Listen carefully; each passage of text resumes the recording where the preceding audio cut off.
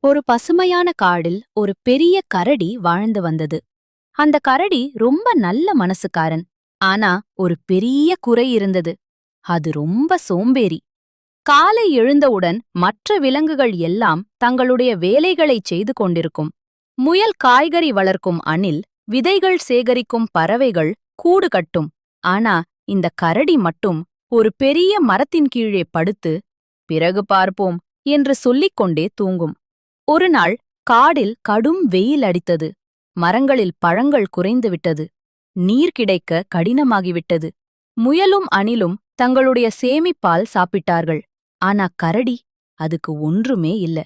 பசி, தாகம். கரடி பலவீனமாகிவிட்டது.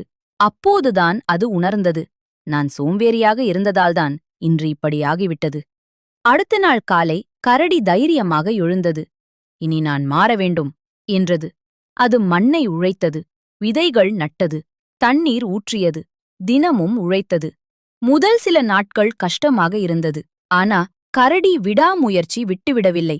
சில வாரங்களுக்குப் பிறகு அந்த இடம் பசுமையாக மாறிவிட்டது.